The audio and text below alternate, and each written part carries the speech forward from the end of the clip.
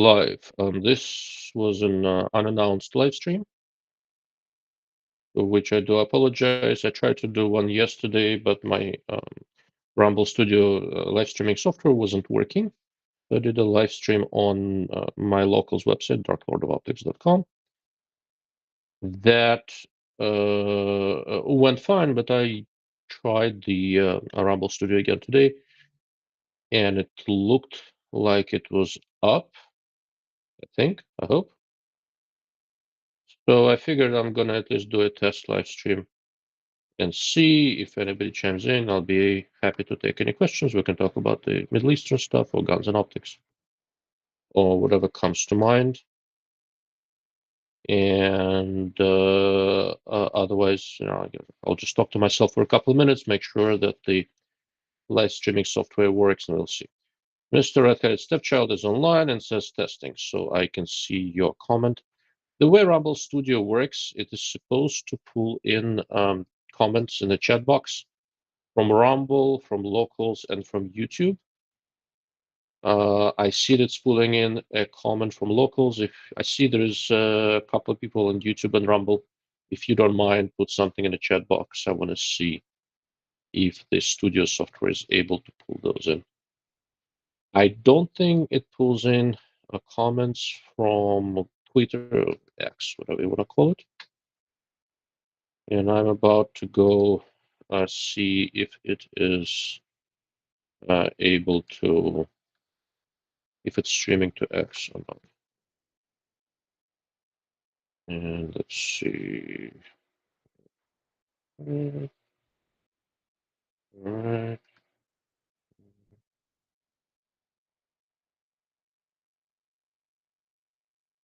If it's streaming or not, it is streaming on X, which is good. Okay. Let's see. All right. Mr. Offshore Average. So Israel just attacked Iran. Honestly, I don't know what happened just now because I was having dinner. I just got back to my hotel room. It's my last evening in Florida. All right, so it looks so we're pulling in comments from YouTube, which is good. If Israel just attacked Iran,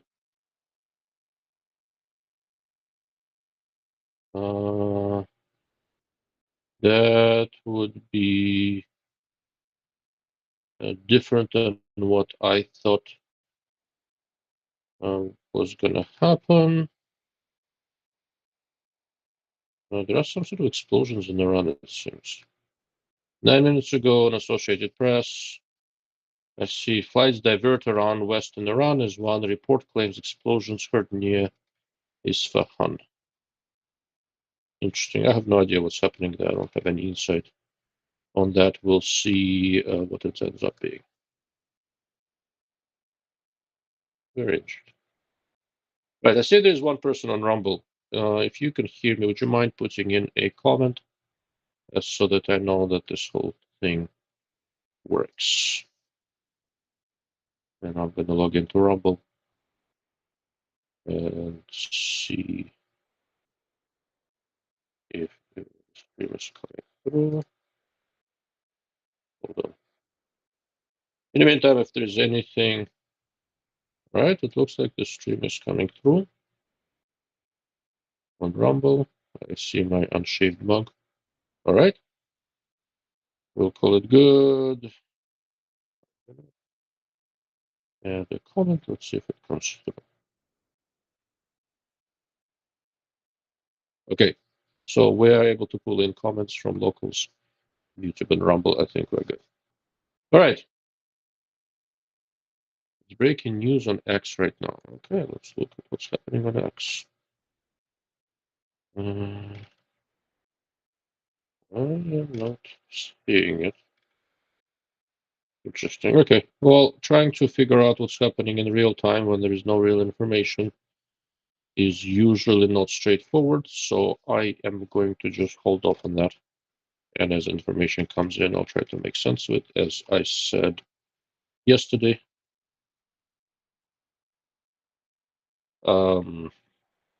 I would find it somewhat surprising, but anything is possible. All right, Mr. Tim Hanisco, what would be the best optic for my dream gun sour 505 with 2 chamberings to 70 and 300 win max? Well, I mean, it really depends on what you're going to hunt with it and how much money you're willing to spend. If this is a dream gun, if you're looking for one dream optic that can do a little bit of everything, you are looking to spend some serious money. I like, for general purpose use, I like high quality front focal plane hunting scopes.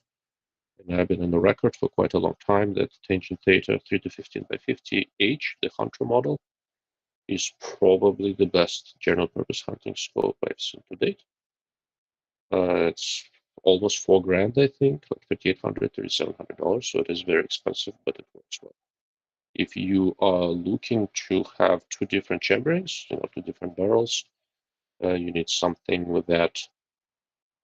You need something that is extremely reliable in terms of changing zero. You'll have two different zeros at least, assuming you have one preferred round per barrel. Quite a few scopes are going to do it, but tangent data is a pretty good way to go. If your preferences lean toward simpler second focal plane rifle scopes, and I don't know how far you plan to shoot. For some people, hunting is within 300 yards. Others will take it out to 600-700. It really depends. So if you prefer second focal plane scope, I got done testing a little while back Schmidt & Bender's Meta 3 to 18 by 42, and I have to admit that as far as general purpose hunting scopes, it is a pretty impressive design. I really liked it. It's well optimized, easy to get behind. The elevation turret that I used, that I had with the Schmidt, is the type where you have flags that you can set up for different drops. Well, one of the things you can do with those flags is also you can set it up for different zeros. So as long as you have, and tracking on that scope was absolutely perfect. Again, a fairly expensive scope, but if this is dream gun and once in a lifetime kind of thing, I'd get a nice scope. If that's not in the cards and you have a specific price range in mind, tell me what it is, and perhaps I can offer a suggestion. Let's see. What else you have, guys? Once again, I do apologize. This was unplanned. My original idea was just to make sure that my live streaming software works, but while we're at it, we might as well do a Q&A if there is nothing.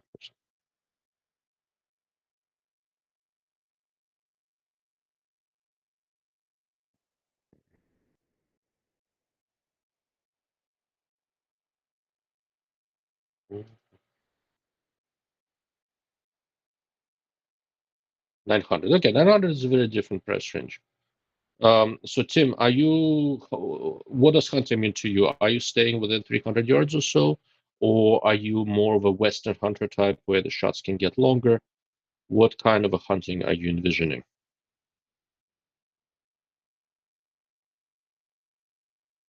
And let me see what might work. There are a few different options. Again, for a general purpose use, something in the 3 to 15 range covers a lot of ground covers a close range to fairly far. Vortex Razor GDLHT 3 to 15 by 42, second focal length scope, but a very nice scope and not too heavy. Leupold VX5 HD is a good option. And I think you can do a 3 to 15 or 2 to 10 model. If you're not planning to shoot especially far, okay, 350 to 400 max.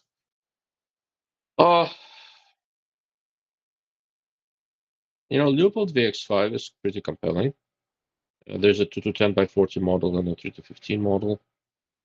They are a little more expensive, but you can often find good deals that will take close to 900. And I think they will do the bulk within what you need. I like the turrets on these Leupolds.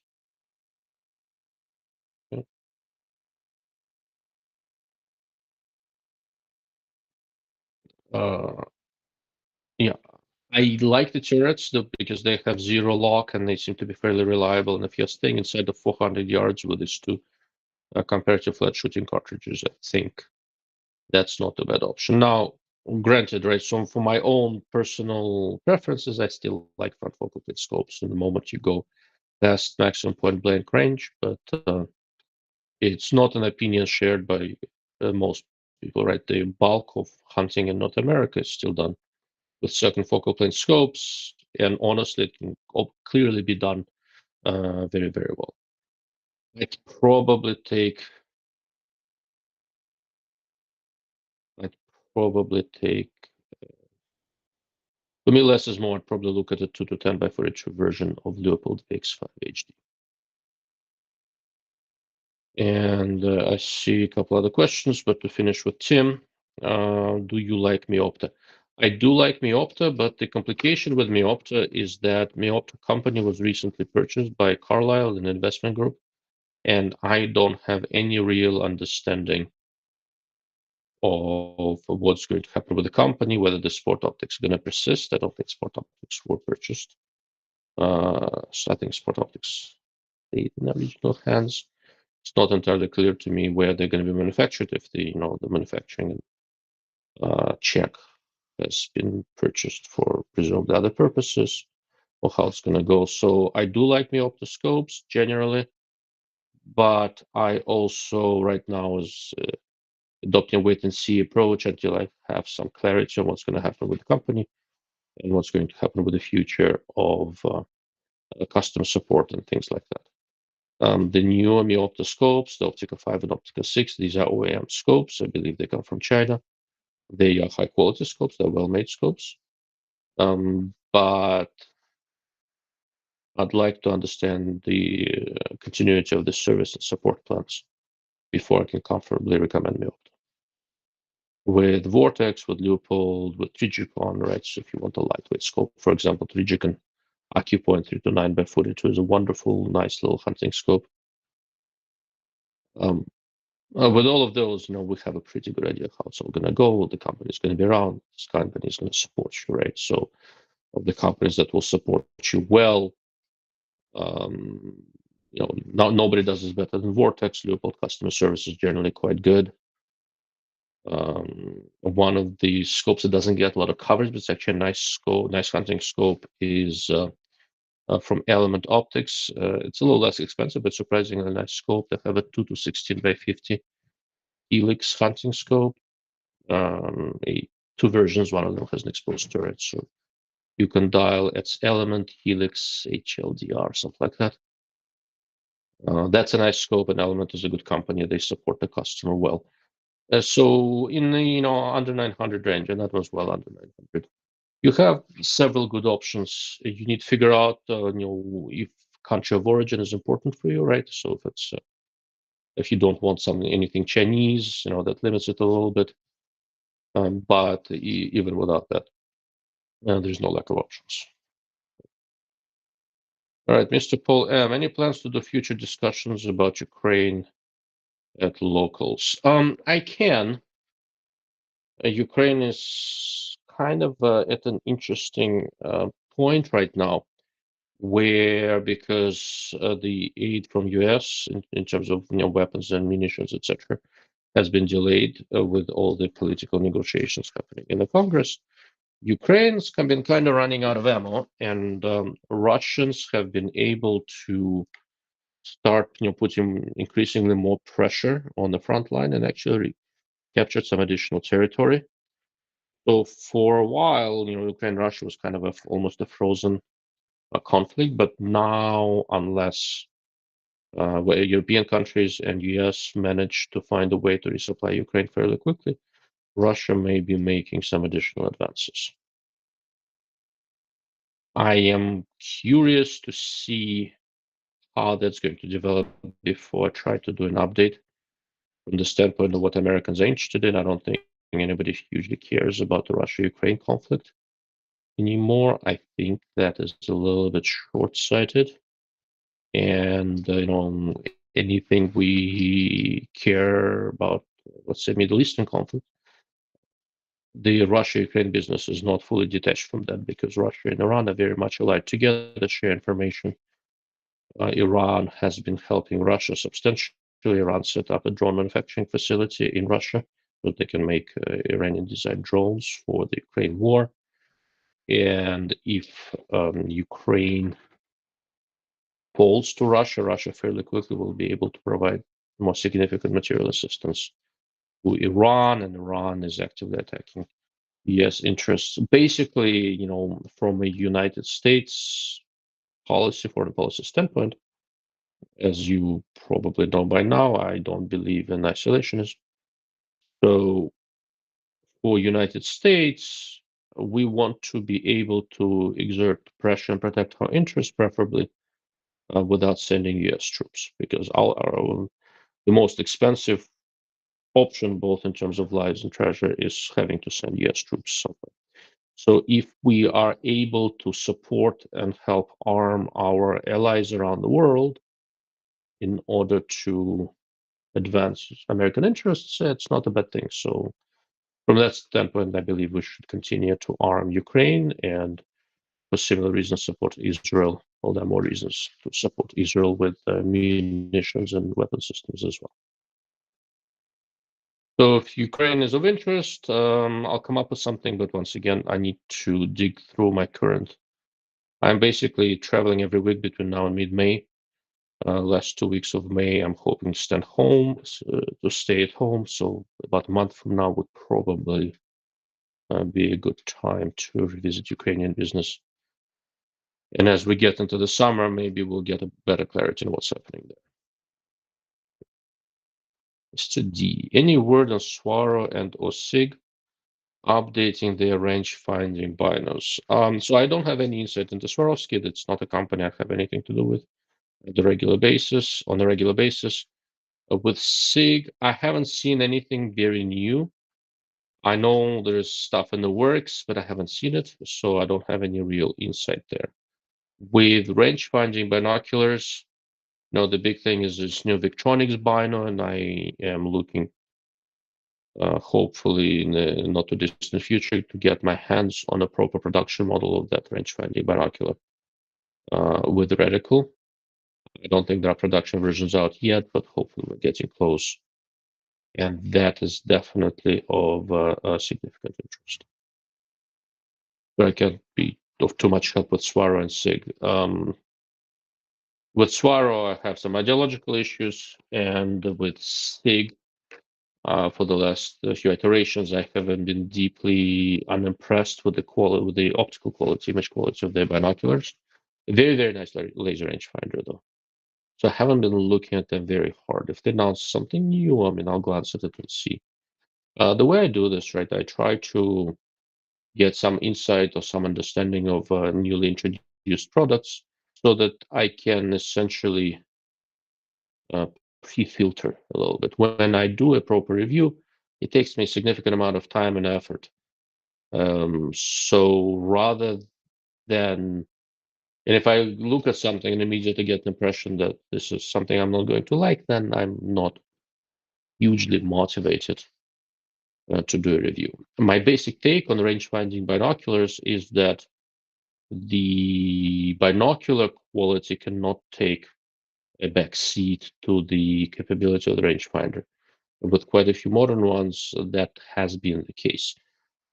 From a hunting standpoint, right, I spend a lot of time glassing, and image quality is important. Whenever you integrate a laser rangefinder in the binocular, there's always some impact on image quality, and I'm looking to keep it minimal because there are models out there where it's clearly possible. Most of them are not cheap, but it is clearly possible. So there's only so much image quality sacrifice I'm willing to accept for the sake of having a laser rangefinder.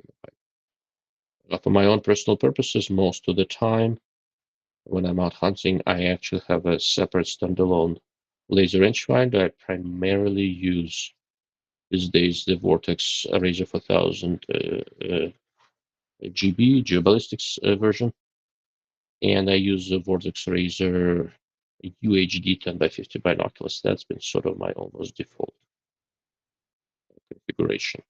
I do have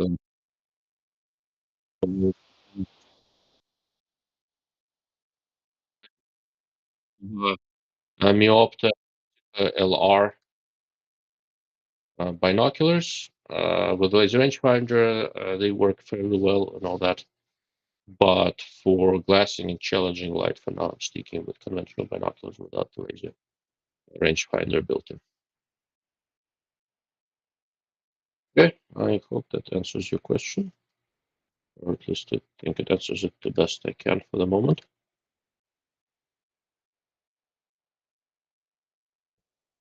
I am looking on X to see if I find anything that tells me about what's happening in Iran. And I am not seeing it. How interesting.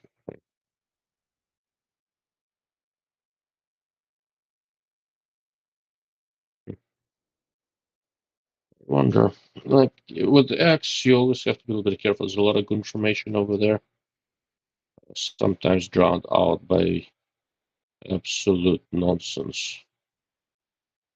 I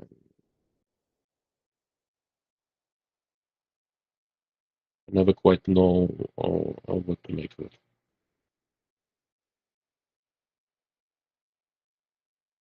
Well, we'll see. We'll see how it all goes.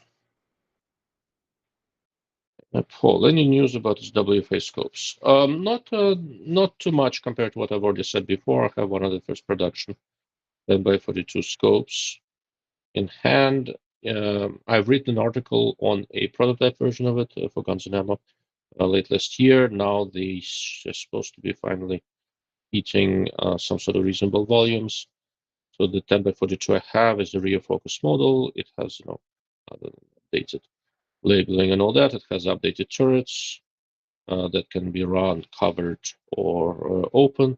There is now zero stop, and there is their own three milli-radian tree type reticle, basically for the evolution of a mil quad with the tree. The reticle seems to work quite well. The way the reticle is sized and some of the reticle features, to me, look like they were intended for scopes of high magnification and just 10 power. It works fine on 10 power. But I have a suspicion that they made the reticle uh, in a way that it works across their other designs. The 10x42 is kind of their original core design. That makes sense. That's the one they updated first. And I would not be surprised if other configurations start popping up as we go along. And now I don't have any real timelines. I'm assuming the fixed power ones, since I have a production version, are pretty close. But how it's going to go with other models, I don't know. So with SWFA, one thing to keep in mind is that so they use two Japanese factories for the classic and for HD scopes. Those are different factories. And everything I've seen so far is from the same factory that makes the classic scopes. So those are going to be comparatively less expensive versions.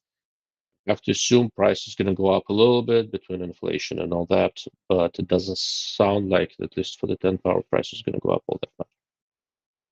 So for the foreseeable future, as the different variants start filtering out, I expect the SWFA, updated scopes to still be kind of the raging bargain of the scope world if you're looking for something well-rounded and robust. One of the interesting things about the SWFA's classic SS scopes is that they have such a long legacy of being well built and robust that I have to assume that when they took on the task of updating them, modernizing them a little bit, the big question was that, well, how do you do this without giving up on that legacy or the track record they've developed over the years? But we'll see. We'll see how it goes. I like what I see with the 10 power scope. I think it's worthy. But how it's going to go for the other ones remains to be seen. I'm generally hopeful. I think I like the new reticle. I think the new turrets are reasonable. A little bit taller than I like. I prefer at least the window turret to be a little bit shorter, but not in the cards for now. So we'll see.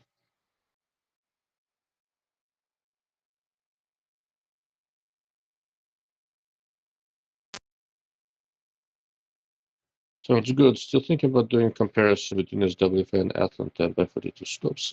Maybe. So I happen to like 10 power scopes, and I have a few on hand. I have the original side focus SWFA. I have the new, updated rear focus SWFA. I have the SSHD, the heavy duty version, one of the original ones. And I have a US Optics FX 10, so the fixed power 10x scope with illumination, 3 reticle, and all sort of stuff. I'm definitely going to do something on 10 power scopes, and if there is interest, I can definitely get my hands on the F1 one as well. The big question is when I'm going to do it. I'm looking to slow down all my insane work travel. Doing these live streams in the hotel room is getting a little bit a little bit repetitive, right? I prefer to talk about test results, and I sneak out to shoot here and there, but it's been difficult to do formal, truly detailed testing the way I like doing it. To that effect, anybody lives around Dallas and is looking for a job, I have a few job openings. So I'm trying to fill, and it's difficult in the current market. Once I hire some people, my life will become a little bit easier.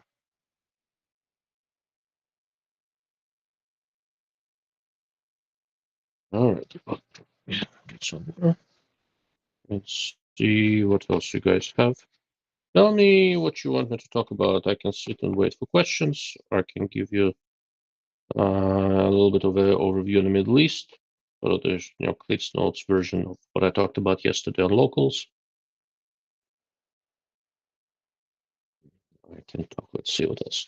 One of the scopes I spent a lot of time with in the last, 2-3 months was the Element 5x30 prismatic. We managed to kill one during a very, very rainy class I took in Florida in February.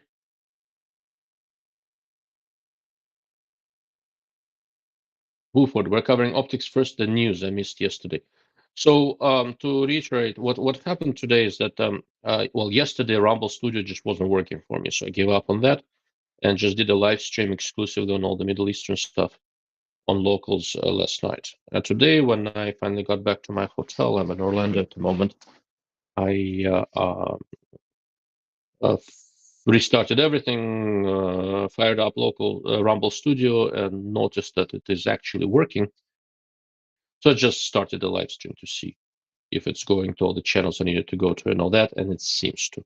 So I didn't have any specific plan for today. It's up to you guys. If you want me to do a Cliff's Notes on the Middle East, I'm happy to. If you want to talk about optics, I'm happy to do that as well. Or if you are done and want to go to sleep, then we'll just wrap up, right? As far as I'm concerned, most of what I wanted to do is accomplished. I made sure that my live streaming software is up and running again. I suspect I will need it in not too distant future. So you guys tell me what is of most interest, and I will adjust to that. In the meantime, someone earlier said that Israel just attacked Iran. So I am with one eye kind of glancing on what's happening on X to see if anything pops up there, but for the moment I am not really seeing anything. Just the usual social media nonsense.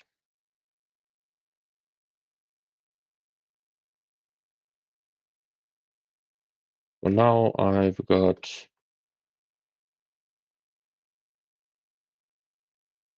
for now, I'm not seeing anything on X that suggests that Israel attacked Iran is attacking Iran right at this moment. So we'll see.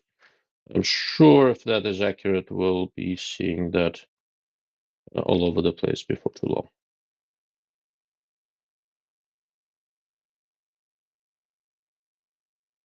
Wolford, sounds good. I really have had only one nagging optics question recently, but I would like your insight on the conflict.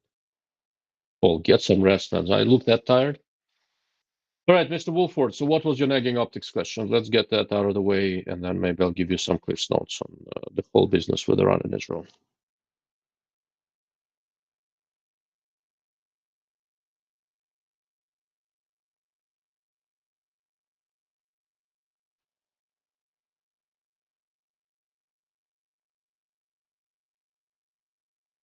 As far as rest goes, I have to admit that traveling week in and week out, which is what's been happening lately, is kind of wearing me out. It's one of those things, for a lot of people, going on travel is exciting and all that. I do it so much that the excitement has largely wore off. I get excited when I can go and spend some time at home with my kids, hopefully in a couple of weeks.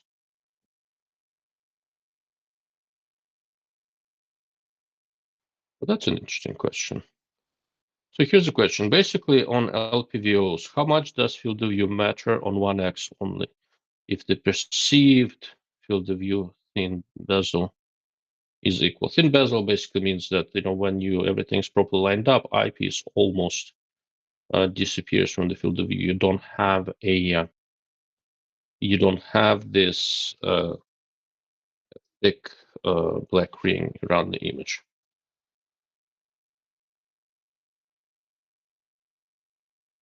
Good question.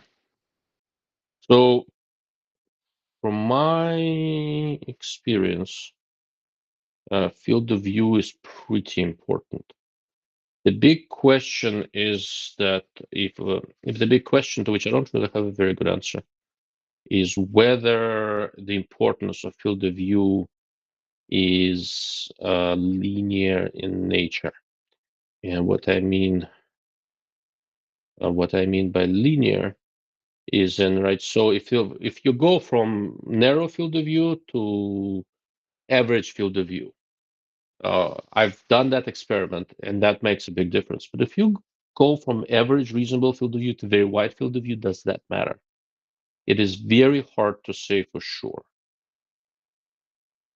I suspect that it does to some degree, and wider within reason is better. One of the reasons for that is that on one power, if you are using an LPVO at comparatively short distances, even though the field of view is fairly wide, you may be seeing at something that's really not that far away. And seeing it through the scope does make a difference, partly because at closer distances, there is a difference in perspective on how you see the scope with the right eye looking through the scope versus left eye looking around. And there you want to give as much information as possible to the dominant eye, right? And that's the one looking through the scope. You want that part of the image to dominate because ultimately that's what you're going to be aiming with. Once you start shooting a little bit further out, but you're still on one axis, I don't think it makes that much difference, but it does some. In terms of, is it similar to RDS window size? No, it's actually quite different. With the RDS, with red dot sight, because there is no magnification happening, you're just looking through a window, there is no perspective shift, right? So you're seeing whether you're looking with the dominant eye or with the support eye, your perspective is the same as from where your face is. So that doesn't matter too much. With red dot sights, to me, it doesn't make a huge difference. There is some difference in how easy it is to pick up the dot, right? So if the window is too small, picking up the dot from weird shooting positions may be a little bit off. But with focusing optics, low power variables, prismatics, etc., where there's a perspective shift between the two eyes, the eye that's looking through the optic is looking at everything from the perspective of where the objective is, a little bit in front of your eye, while the support eye is from back here. And at closer distances, there's a perspective shift, and you want as much information as possible going to your dominant eye.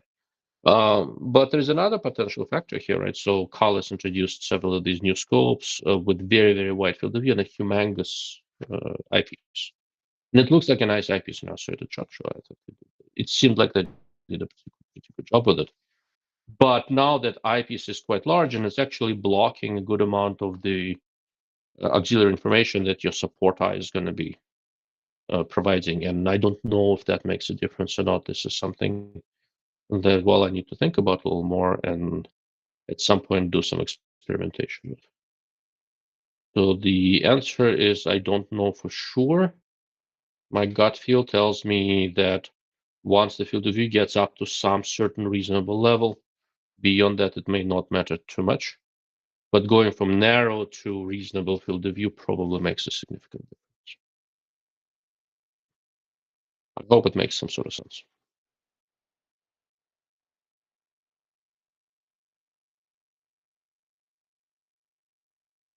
Okay, where were we? Okay, anything else on optics before we do some basic Cliff's notes on all the Israeli business? Well, Israeli Iranian business. I'm gonna grab I have an electronic notebook that I use. I had some notes there that I used yesterday. I'll pull that out while I'm waiting, and if there are no other questions coming in, we'll spend a few minutes on sort of a short version of the Iran-Israel thing, keeping in mind that if there's anything happening right at this moment, I'm not privy to what exactly that is.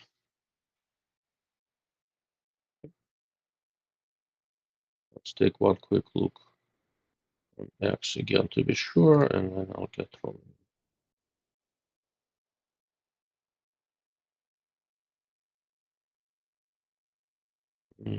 Okay. I am not seeing anything. I don't think there are any questions on X in the chat box. See. Oh, how interesting. So Dust, I logged in as me and put in a comment in the chat box, and it did pull that in. Right, that's good to know. So with X, it doesn't show me how many viewer count, but it does grab the comments in the chat box. Okay, that's useful. Okay, Wolfward, thanks for the food for thought. You're very welcome. All right, so Iran, Israel. As we are all aware, on October 7th, a bunch of Hamas terrorists and other friendly Palestinians broke into Israel, murdered 1,200 Israelis, and took a bunch of people hostage, still holding some of them, largely Israelis, some US citizens. We don't know how many of them are alive and how many are no longer alive. It's not clear if Hamas knows either. That's sort of where we are. On April, was it 13th? Was it last Saturday? In the evening, Iran fired a bunch of missiles and sent a bunch of drones at Israel. Ostensibly, officially, in retaliation for, could you guys give me a moment? My wife's trying to call me. I'm gonna mute myself for just.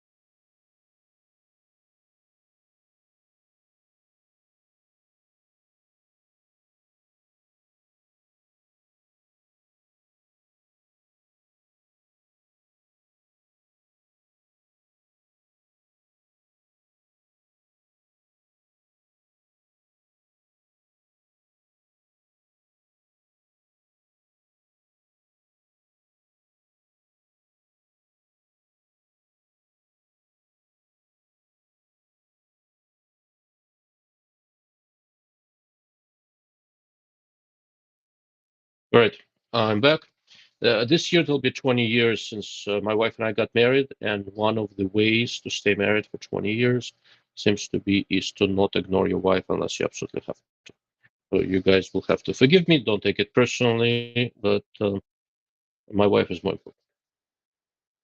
But she's a very lovely and understanding woman, and I told her what I'm up to, and she has no problem with me calling back. Where was I? Yeah. So on October 13th, Iran sent a bunch of drones and missiles. I'll talk a little bit about that momentarily.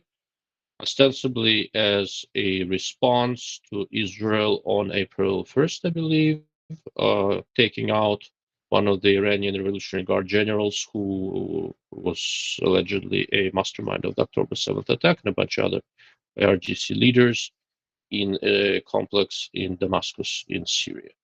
The way it has been phrased in all sorts of media outlets is that it was an escalation by Israel because they bombed the Iranian embassy in Damascus. That's not, and that's never been done before, right? Well, that's not strictly speaking accurate because what they bombed was a Iranian Revolutionary Guard military complex that's next to the embassy in Damascus. That's one, and another one. There are all the various grifters out there like Glenn Greenwald and others claiming, "Oh, attacking the embassy has never been done." That's not strictly speaking true. The way the embassy deals work is that the country hosting the embassy has very strict limitations on what they should be doing or not. And on top of it, something that people conveniently forget, Iran did blow up an Israeli embassy in Argentina in 1992, so not like it's never happened before. But anyhow, be that as it may, Iran decided that they're going to do a very slow kind of response. Everybody knew about it. They weren't exactly hiding it that they were going to do it. It was not entirely clear what they were going to do. So there is a variety of theories out there, some claiming that Iranian response was just the attempt to save face. Others are saying they were trying to kill everything that moves. The truth is probably somewhere in the middle. Iran sent was about 120 drones, 20 or 30, something like that, cruise missiles, and another 130 or so, 120 or so, something like that, ballistic missiles, all in total over 300 things that explode. All of the drones were taken, and all the cruise missiles.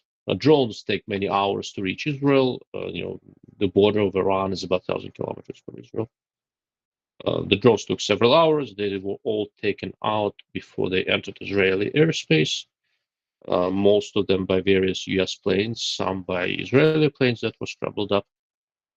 The cruise missiles were also taken out before they entered Israeli airspace. And then there was a barrage of ballistic missiles, intermediate range ballistic missiles. For those who don't know, cruise missiles are kind of low flying thing. It takes them about half hours or thereabouts to get from Iran to Israel.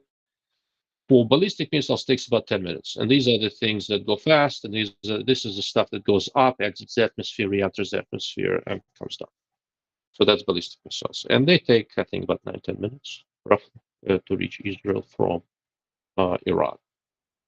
The way the reporting goes, about half of the ballistic missiles that Iran launched either didn't launch, exploded on launch, or didn't go very far and crash landed in Iranian Persian territory.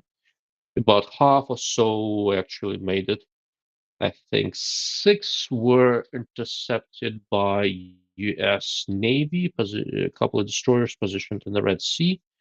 That was the 4 or 5 that were launched by the Houthis from Yemen, and one that was launched, I think, from Iran.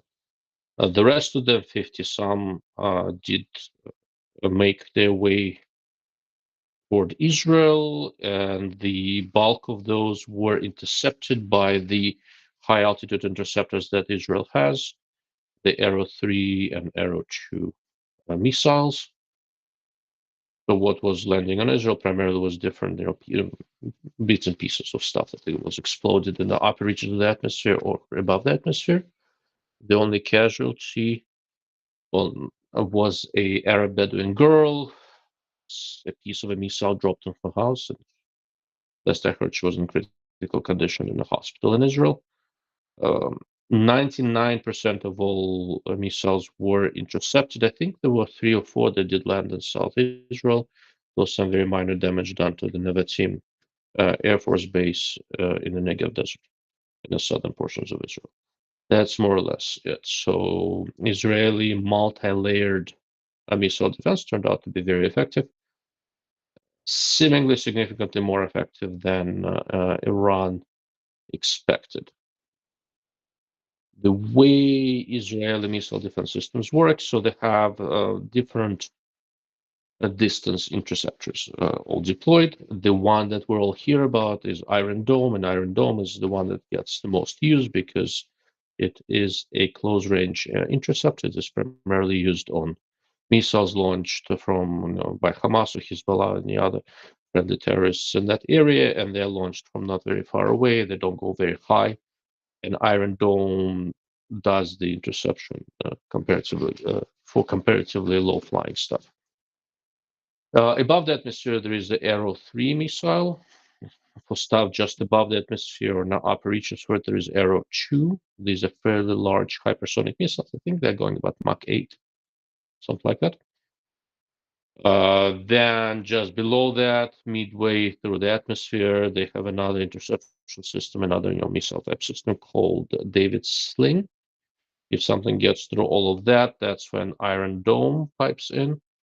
And for stuff that's smaller, slower, cheaper, flying very low, there is also now the Iron Beam system, which is getting rapidly deployed. Iron Beam is a high energy laser. So they've had verified interceptions of some low flying stuff by a laser, which is very cool.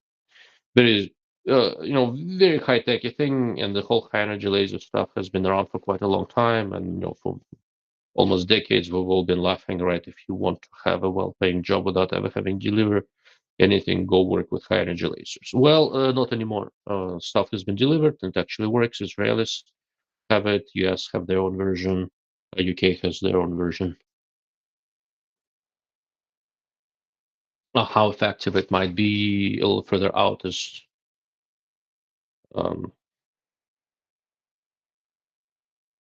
an open question, but for shorter range stuff, it seems to be reasonably effective. Mr. Redheaded Stepchild. Iran certainly had no qualms about attacking the American embassy during the revolution. Actually, very good point. Plus, their 1992 embassy bombing in Argentina. That's the one I was referring to. Best time, they got a taste of their own medicine. Yeah, I'm generally with you. But either way, what Israel attacked in Damascus appears to be not the Israeli embassy. It's a pretty freaking large sprawling complex in Damascus that Iran runs, and it's essentially a military base adjacent to the embassy. And the military base is what Israel hit. And to take out military leaders. It's not like they took out the Iranian ambassador to Syria. They took out the general, IRGC general, who ostensibly planned the October 7th attack. So I don't think Israelis need to feel particularly bad about that. All right, let's see. For the nerdy among us, the missiles that U.S. Navy used to take out some of the ballistic missiles were the SM-3 missiles. It's a very cool Raytheon missile. That one goes fast. That one goes at Mach 13, I think. But whenever we're really worried about hypersonic interceptors, we have stuff that's pretty fast. Mach 13 is very much into the hypersonic range. The Arrow 2 and Arrow 3 missiles that Israel has, they're about Mach 7, Mach 8. Also hypersonic, also very fast. Not as SM-3, but also much cheaper. But anyhow, so SM-3s, that was, I think, the first time SM-3s were used in a real conflict, which for those of us who work on such systems, it's kind of gratifying to see all the stuff that we've been working on for so many years be deployed and actually do what they're supposed to do.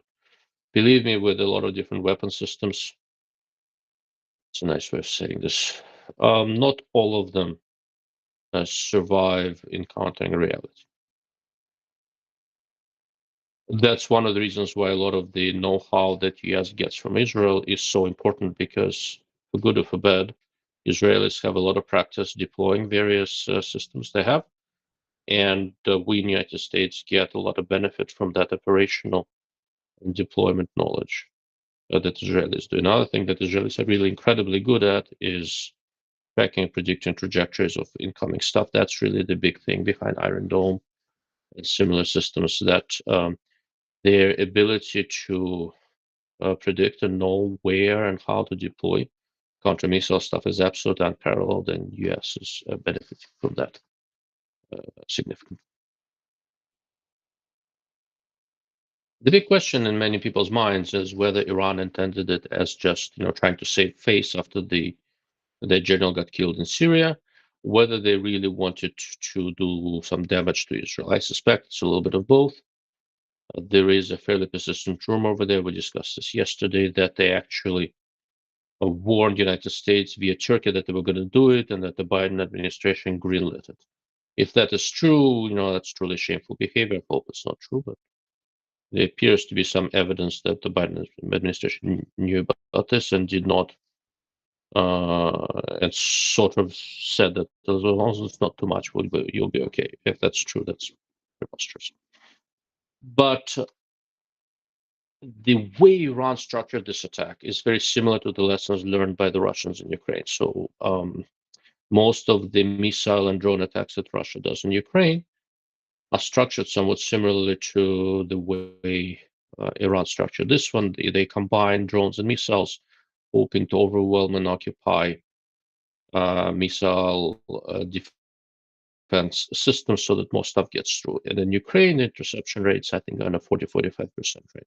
I have a suspicion that the fact that Israelis had a 99% interception range surprised Iran significantly. My best guess is that they were confident that given the size of this barrage, they would be able to do a lot more damage. And the actual damage on the ground is functionally negligible. On the other hand, since Iran does have a nuclear program that they're working on, for Israel, this whole business is pretty concerning because what is it, 3 or 4 missiles did get through. And if one of them was carrying a nuclear warhead, that Israel is a very small country. There's this very dark joke that Israel is a one nuclear bomb country. So it's concerning. It's definitely concerning, and Israelis are taking that quite seriously. What Israeli response is going to look like, obviously nobody knows. Somebody said earlier that they're responding now. That may very well be the case. But we'll see. Quote, Igor, it's a good question. I'm going to get to that in a moment.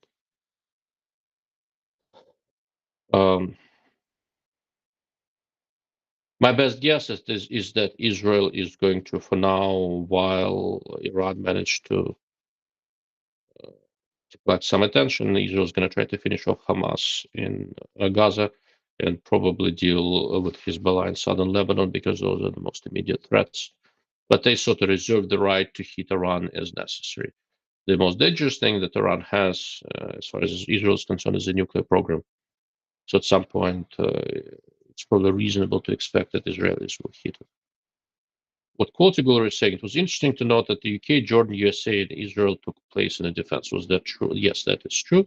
United States was involved. Jordan was involved. A lot of the interceptions happened in Jordan airspace.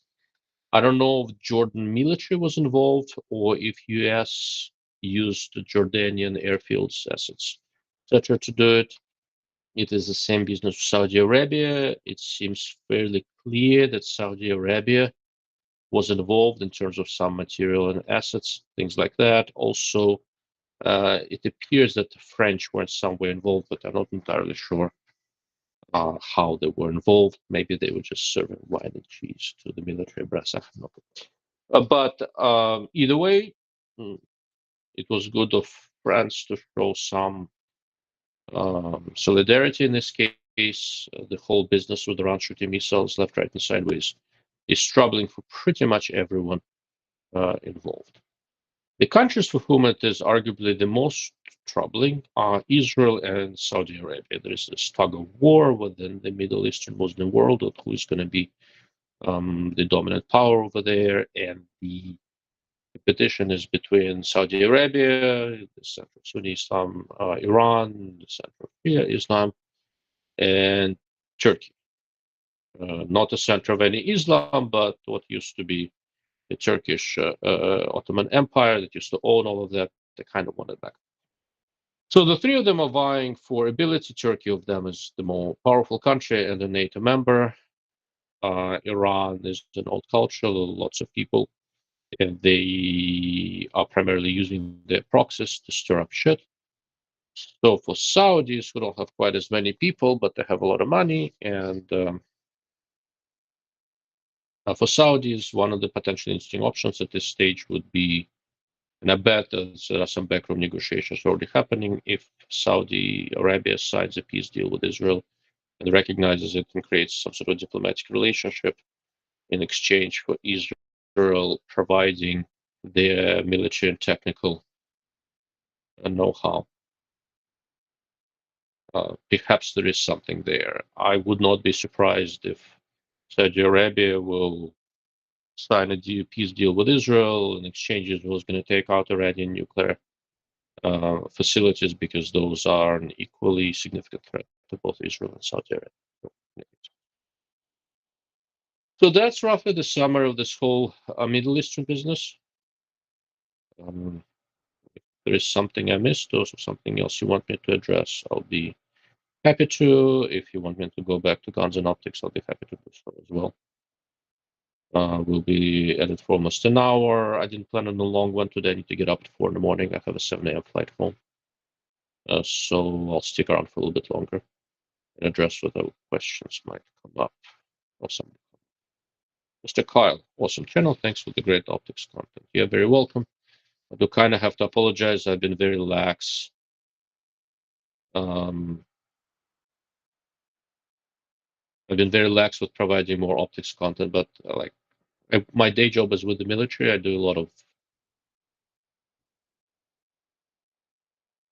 I work with a lot of stuff that goes on different missiles and missile warning systems and cameras and weapon sites and all sorts of optical military things. And with all this crap happening around the world, I'm busy as all get out. So we'll see. I do have a lot of stuff planned in optics. The flow of optics reviews is going to pick up, I promise. While Israel is going to strike, man, they helped supposedly with a cyber attack on their reactor. Yeah, Israel has been fairly active in trying to delay and slow down the Iranian nuclear program, that's for sure.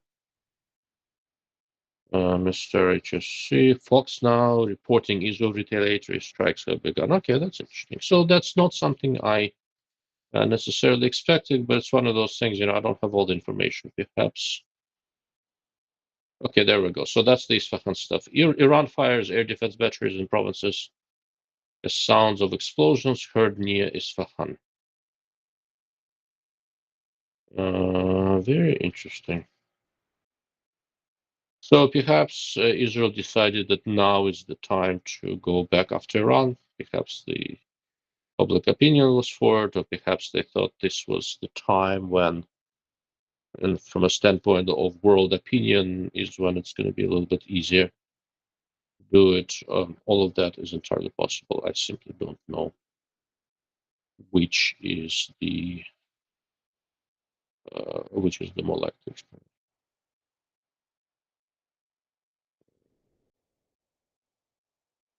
Let's see. I'm looking on Twitter to see if anything comes up, and since I've been looking stuff in New Mexico, it shows that our retarded governor called a special legislative session, probably going to try to ban guns again. It does this every year or so. Let's see. Okay, Marina Medvin is saying Israel is going to make the Western world really proud tonight. They're hitting their targets loud and proud. US officials have confirmed that Israeli aircraft have struck a location in Iran. All right, it definitely sounds like something is happening. So I'll adopt a wait and see approach. I have to assume that Israelis are going after something significant, but we'll see. On Fox News, it says Israel launches retaliatory strikes against Iran in a limited attack, source says. Okay, so basically at this stage, no one knows. We have no clue how big of an attack it is, but if Israel does not take out some sort of a nuclear facility in Iran, they're wasting their effort, right? There's nothing really there in Iran other than the nuclear facilities that's worth attacking, in my opinion. In theory, they could go and take out some ayatollahs or something, but so There's no shortage of crazy religious people in Iran. If they take out one, another one is going to pop up. It'll probably be the same thing. Nuclear program, in my opinion, is the only significant threat that Iran really has there. Mr. Markov, too. Earlier topic, Ukraine. Would be interesting your update in May. Still hard to tell what's really going on. Does Ukraine still have enough military age males left to effectively fight Russia? So, um, to answer the question of military age males, so that depends on what kind of weaponry they have. Neither Russia nor Ukraine has all that many military age males, but there is still enough. For Ukraine to be able to hold out, they need a pretty significant casualty ratio in their favor compared to the Russians. And the only way to achieve these favorable casualty ratio is to have superior equipment, artillery, MLRSs, etc. So if the West continues to supply Ukraine with higher grade weaponry, Israel absolutely has a chance. I don't know if they have a chance to reclaim territory. My best guess, probably not at this stage. But they have an absolute chance of holding out against the Russians and stopping their advance and getting Russia even more bogged down in Ukraine. It comes down to equipment and training, I think. While Israel has F-15s, they can go where they want, really. Correct. Israel has F-15s, F-16s, and F-35s. F-35s are the stealth planes. Those are probably a little bit easier to send to different places. I don't know if Iran has anything that can really reliably detect the stealth aircraft. There are some newer um,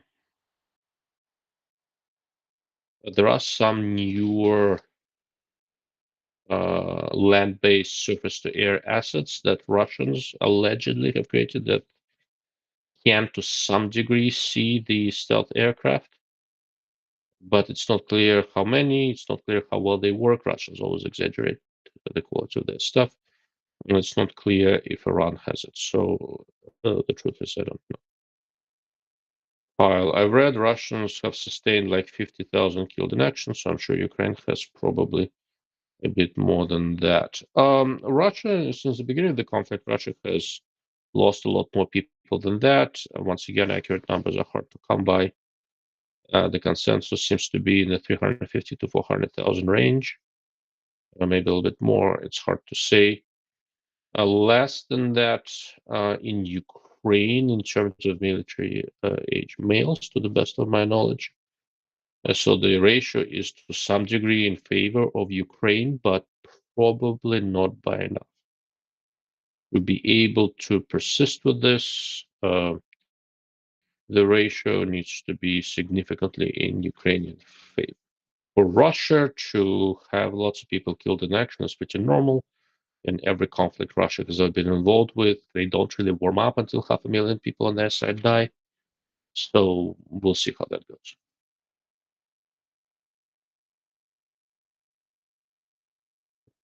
Excuse me. Time will tell.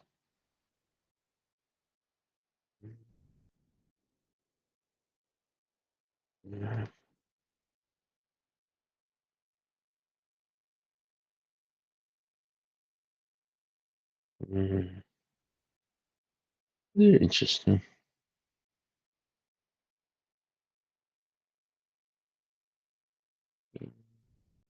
Yeah, all the information what exactly is happening in Iran right now is pretty sparse. Well, just like I said, we'll just have to wait and see. What's up with Belarus nowadays? Didn't Wagner exile there? Yeah, they tried to exile there. Nothing is interesting happening in Belarus, which is fairly common. Belarus is, for all practical purposes, a Russian province at this stage. It doesn't have any real independence. Some Wagner group people who did not want to be absorbed into the Russian military allegedly headed out to Belarus. How many, what they've been up to, I really have no clue. Since Wagner Group had that brief revolt against Russia.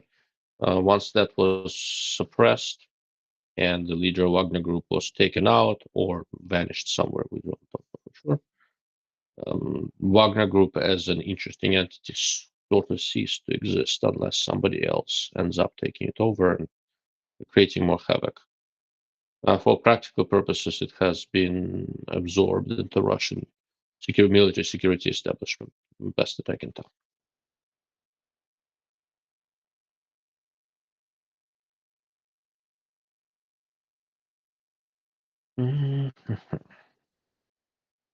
We live in interesting times, gentlemen. Not always a good thing. So AP is saying that there are explosions near a major airbase at the city of Isfahan. That's also the area where Iran's nuclear development facility is. That's where I think they're enriching uranium. Well, that is certainly a very interesting development.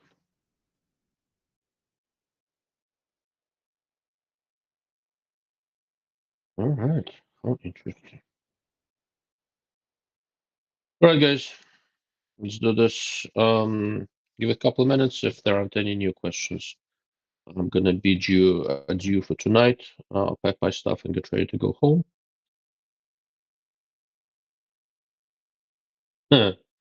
That's a good one, wolf word. Lunacy abroad is fun to hear about when we already have it in our administration. That is very accurate. The simple truth that too many people do not want to admit, both on the left and on the right, unfortunately, is that when America is weak and weird and too preoccupied with lunacy of all sorts, the world goes up in flames. We don't have to like it, but it is a unipolar world still. And when America is not paying attention, all sorts of petty dictators out there start getting muscular. When America is actually pursuing its interests abroad and does so from a position of strength, the belligerent nations out there tend to take it easy for a little while. Once again, we don't have to like it, and it doesn't have to be fair. It doesn't make it any less true. So the lunacy and weakness that we have in our administration are unfortunate, partly because it's not good for the United States internally, and partly because many of the troubles we see in the world at large are, for good or for bad, a reflection of the lunacy and weakness in Washington, D.C. And that's a problem. While Iran is probably scared, quite possibly. Given that we don't know for sure what's happening there, once again, I'm not going to theorize on that too much.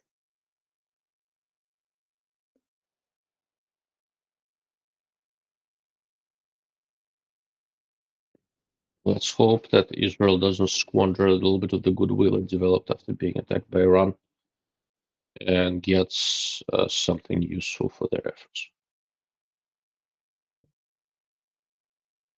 All right. It's after 11 o'clock here. Like I said, I need to get up at 4, so I am going to tune in and go to sleep. Thank you all for tuning in. I do appreciate it. I know this was not planned, but I'm happy to see that my live streaming software is working again. I'm hoping to put it to good use over the next couple of weeks. If there's any questions, anything you want me to address, please put it in the comments and on whichever platform you're watching this on. I will look around and try to address them to the best of my ability. Thank you all, and good night.